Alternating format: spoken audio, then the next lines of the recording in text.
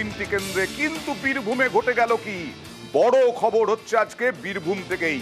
দেবাশিস ধর বিজেপি প্রার্থী, যদিও অনেক দেরি করে নাম ঘোষণা হয়েছে, তা নিয়ে বিরোধীদের কটাক্ষ শুনতে হয়েছে। প্রাক্তন আইপিএস দেবাশিস ধর তিনি প্রার্থী হয়েছেন, তিনি প্রচার করছেন, কিন্তু তার মনোনয়ন বাতিল। ত্রুটিযুক্ত মনোনয়ন। নির্বাচন কমিশন বাতিল করলো বিজেপি প্রার্থীর মনোনয়ন এবং দেবাশিস ধরের মনোনয়ন বাতিল কমিশনে। 2 থেকে 3 ঘন্টার মধ্যে তিনি সার্টিফিকেট পেতে চান এবং তারপরে তিনি চলে যাবেন হাইকোর্টে। কথা বলবো প্রতিনিধি সুপ্রতিমের সঙ্গে। সুপ্রতিম, দেবাশিস ধর তো বেশ কয়েকদিন ধরে প্রচার করলেন, দেওয়াল লিখন থেকে আরম্ভ করে সব কিছু হলো এবং বিজেপির জেলা নেতৃত্বের মধ্যে একটা ক্ষোভ ছিল দেবাশিস ধরকে প্রার্থী হওয়া নিয়ে। কেন স্থানীয় কোনো বিজেপি নেতা নন? এক্ষেত্রে দেবতনু ভট্টাচার্য, হ্যাঁ সুমনদা বলছিলেন সংঘের লোক, দেবতনু ভট্টাচার্য অনেক দিনের সংগঠনের লোক, সেই দেবতনু ভট্টাচার্যকে সহজভাবে গ্রহণ করবেন বীরভূমের বিজেপি কর্মীরা? দেখো, সেটা হচ্ছে যে আজকে কিন্তু যে স্কুটনির ডেট ছিল এবং এই যে দেবাশিস ধর যিনি প্রাক্তন আইপিএস তিনি কিন্তু মনোনয়ন দাখিল করেছিলেন এবং তারপরে করে আজকে যখন স্কুটনিতে তিনি যখন যান সেখানে তিনি জানতে পারেন যে তার প্রার্থীপদ কিন্তু ক্যান্সেল হয়েছে, বাতিল হয়েছে। তার কারণ যে এনডিসি সার্টিফিকেট যেটা রাজ্য সরকার থেকে দেওয়া সেটা তার কাছে নেই এবং সেই কারণেই বাতিল হয়েছে। এবং গতকালই কিন্তু এটা আঁচ করতে পেরে দেবতনু ভট্টাচার্য কিন্তু আসানসোলের যিনি বিজেপি নেতা তাকে কিন্তু বীরভূম জেলা বিজেপি গতকালই তাকে মনোনয়ন করিয়ে রাখেন, কারণ গতকালই ছিল মনোনয়নের শেষ দিন বীরভূমের জন্য। কিন্তু তারপরে এই যে একজন বহিরাগত প্রার্থীকে আবার করা হলো প্রার্থী, সেক্ষেত্রে বীরভূমের বিভিন্ন নেতার নাম উঠে আসছিল এতদিন ধরে। কেন তুৎকুমার মণ্ডল নয়, কেন এনে এটা নিয়ে কিন্তু ইতিমধ্যে রাজনৈতিক মহলে শোরগোল শুরু হয়েছে যে জেলার কোনো নেতাকে কেন প্রার্থী করা হলো না। অর্থাৎ সেক্ষেত্রে আজকে নতুন করে হাইকোর্টে শুনানি আছে দেবাশিস ধরের আপিলের ভিত্তিতে। সেক্ষেত্রে কি হয় এখন সেটাই দেখায় এবং তারপরে কি নতুন যে প্রার্থী যে হবে, মানে যিনি মনোনয়ন করে রেখেছেন তাকে আবার নতুন করে প্রচার করা, দেওয়াল লিখন লেখা কি হয় সেটাই কিন্তু আসবো কতটা কঠিন হতে পারে বিজেপির পক্ষে সেই নিয়ে তো তর্ক বিতর্ক চলতেই পারে। কিন্তু দেবাশিস ধর কি বললেন একবার দেখাবো। নো ডিউ সার্টিফিকেট যেটা ওনারা সেই ইস্যুটা রেজ করেছে, ওটা না হলে নাকি টেকনিক্যাল ফল্টের জন্য ওটা বাতিল করা হবে। প্রচারের মতো চলবে, আদালতের দ্বারস্থ হব, মাননীয় আদালত আমায় উচ্চ আদালত নির্দেশ দেয় আমি প্রার্থী হিসাবে দাঁড়াবো, না হলে সেক্ষেত্রে অন্য কেউ প্রার্থী হবে। প্রচারের মতো চলবে।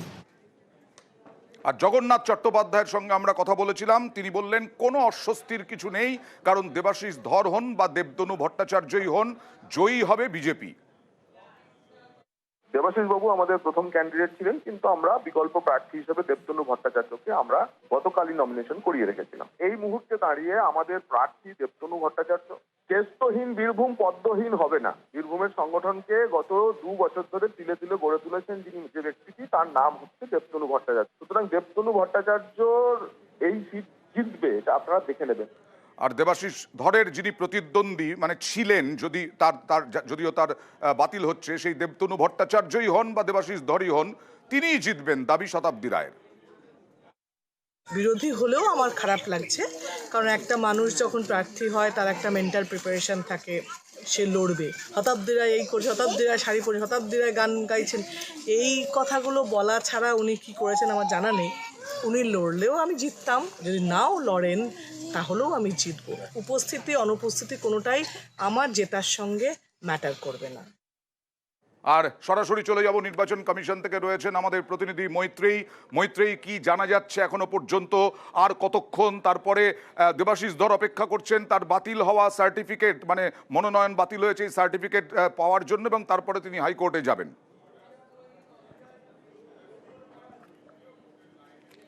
দেখো, কমিশন সূত্রে এখনো পর্যন্ত আমরা যেটা জানতে পারছি যে নো ডিউজ ক্লিয়ারেন্স সার্টিফিকেট, অর্থাৎ 2016 সালের দিল্লি হাইকোর্টের একটি রায় ছিল যেখানে উল্লেখ করা ছিল যে প্রত্যেকজন সরকারি চাকুরে অথবা যারা সরকারি সুযোগ সুবিধা নিয়েছেন, অর্থাৎ কোনো এমএলএ বা এমপি, তারা যদি তাদের তারা যদি প্রার্থী হওয়ার দিকে তারা এগোন বা প্রার্থী হওয়ার জন্য নমিনেশন ফাইল করেন, তাহলে তাদেরকে একটি নো ডিউজ সার্টিফিকেট দিতে হবে। এই নো ডিউজ সার্টিফিকেটটি কি? যে গত 10 বছরে তারা যে বিভিন্ন সরকারি পরিষেবা নিয়েছেন, কানেকশন অর্থাৎ যে ইলেকট্রিসিটি নিয়েছেন বা যে সরকারি বাড়িতে থেকেছেন সেখানের আর কোনো টাকা বকেয়া নেই, এই সার্টিফিকেট তাদেরকে নিয়ে জমা করতে হবে। এবং এটি কমিশন এই মর্মটি একটি 26 ফর্ম নাম্বার 26-এ এটাকে যুক্ত করে দেয়। এবং এই মর্মেই কিন্তু কারণ নমিনেশন খারিজ হতে পারে, তার কারণ যদি কেউ নো ডিউ সার্টিফিকেট না দেন তাকে ডিফেক্ট অফ সাবস্ট্যান্সিয়াল নেচার বলা হবে। এবার আজকে বেলা 11টা থেকে স্ক্রুটিনি শুরু হয়েছে এবং কমিশন সূত্রে যেটা জানানো হচ্ছে 11টা পর্যন্ত এই no dues clearance certificate Debashis ধরের তরফ থেকে জমা দেওয়া হয়নি। ফলে কমিশন সূত্র জানাচ্ছে যে দেবাশিস ধরের নমিনেশন খারিজ করা হয়েছে।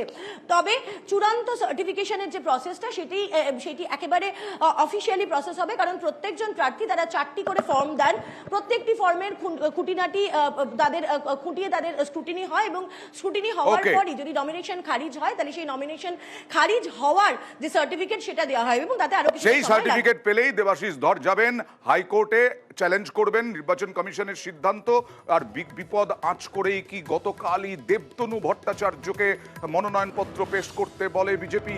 সেই দেবতনু ভট্টাচার্যই হতে চলেছেন বীরভূমের পরবর্তী প্রার্থী বিজেপির। কি বলছেন তিনি দেখুন। এখানে প্রার্থী কে থাকলো সেটা খুব একটা প্রাসঙ্গিক নয়, সেই জন্য প্রার্থী বদলটা এখানে কোনোভাবেই কোনো রকম এফেক্ট করবে না। হাইকোর্টের রায় যদি অন্যরকম আসে পার্টি সিদ্ধান্ত নেবে, পার্টি যাকে ক্যান্ডিডেট হিসেবে সামনে রাখবে উনি ক্যান্ডিডেট হবেন, আমাকে বললে আমি প্রত্যাহার করে নেব। চলে যাব এবার হাইকোর্টে, প্রতিনিধি অর্ণবের কাছে। অর্ণব, এখনো পর্যন্ত সার্টিফিকেটের জন্য অপেক্ষা করছেন। হাইকোর্টে কোন বেঞ্চে মামলা হবে, কি হবে না হবে, কি মনে করা হচ্ছে? অর্ণব কি শুনতে পাচ্ছে আমার কথা? না, অর্ণবের সঙ্গে যোগাযোগ করা সম্ভব হচ্ছে না এখন। অর্ণবের সঙ্গে যোগাযোগ করার চেষ্টা করব। প্রতিনিধি অর্ণব হাজরার কাছ থেকে জানতে চাইব, বীরভূমে বিজেপি প্রার্থীর মনোনয়ন বাতিল, প্রথম খবরটাই অর্ণব দিয়েছিল এবং সেই পরিপ্রেক্ষিতে দেবাশিস ধরের মনোনয়ন বাতিল করলো কমিশন, ঘোষণা করবে আনুষ্ঠানিকভাবে আর কিছুক্ষণের মধ্যেই। এবং সেই বাতিলের সার্টিফিকেট পেলে পরেই তিনি হাইকোর্টে যাবেন।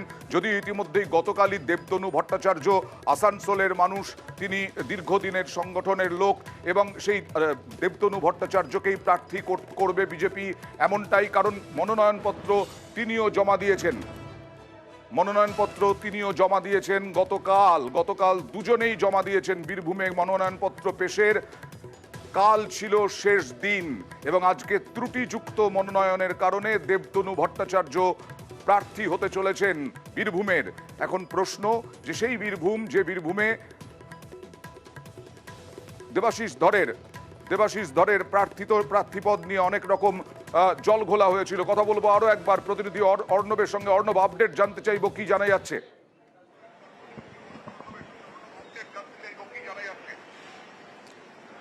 দেখো, দেবাশিস ধর কলকাতা হাইকোর্টে দ্বারস্থ হবেন, বিচারপতি সব্যসাচী ভট্টাচার্যের বেঞ্চে তিনি মামলা করবেন। কিন্তু মামলার ক্ষেত্রে যেটা প্রয়োজন সেক্ষেত্রে হচ্ছে দেবাশিস ধরের ক্যান্ডিডেচার অর্থাৎ তার যে মনোনয়নের ত্রুটি, সেই ত্রুটিটার জন্য যেটা যে বাতিল করা হয়েছে সেই সার্টিফিকেটের জন্য তার আইনজীবীরা অপেক্ষা করছেন। যদিও তার মামলার ড্রাফট সেটা ইতিমধ্যে লেখা সম্পূর্ণ হয়ে গেছে এবং এখনো পর্যন্ত তাদের কাছে যা খবর 3টে নাগাদ বা 3:30 নাগাদও হয়ে যেতে পারে, এর মধ্যে তারা এই সার্টিফিকেটটা হাতে পাবেন এবং সেই সার্টিফিকেট পাওয়ার পরই তারা বিচারপতি সব্যসাচী ভট্টাচার্যের সিঙ্গেল বেঞ্চে তারা জরুরি ভিত্তিতে শুনানির জন্য আবেদন রাখবেন। এবং সেক্ষেত্রে যদি আদালতের সময় পেরিয়ে যায় সেক্ষেত্রে বিচারপতির চেম্বারে গিয়ে বা আজকে জরুরি বেঞ্চ বসিয়ে মামলা শুনানি করার জন্য আবেদন তারা করবেন। কিন্তু যতক্ষণ না নির্বাচন কমিশন তাদের এই সার্টিফিকেট দিচ্ছে ততক্ষণ পর্যন্ত কোনো রকম পদক্ষেপ তারা নিতে পারছেন না, কারণ তাদের হাতে এই ক্যান্ডিডেচার বাতিলের যে সার্টিফিকেট সেটা হাতে সবার আগে দরকার, সেটার জন্যই তারা এখন অপেক্ষা করছেন।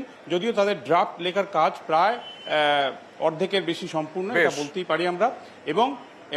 এবং সিঙ্গেল বেঞ্চ শুধু নয়, যদি সিঙ্গেল বেঞ্চে তারা যদি হতাশ হন, কোনো রায় তারা নিজেদের অনুকূল না পান, সেক্ষেত্রে ডিভিশন বেঞ্চ, প্রয়োজনে সুপ্রিম কোর্ট পর্যন্ত আইনি লড়াইয়ের ভাবনাও কিন্তু ইতিমধ্যে দেবাশিস ধর করে রেখেছেন, তার আইনজীবীদের সেই বার্তা দিয়ে রেখেছেন, এমনটাই আমরা জানতে পারছি। এবং সেটা কত দীর্ঘ সময়ের বিষয়, কারণ ভোট চলে আসবে। সেই করতে আমরা এই ভোট নিয়ে, সিংহাসনের মহাসংগ্রাম নিয়ে, সব মিলিয়ে আমরা আলোচনা করব। রাজনৈতিক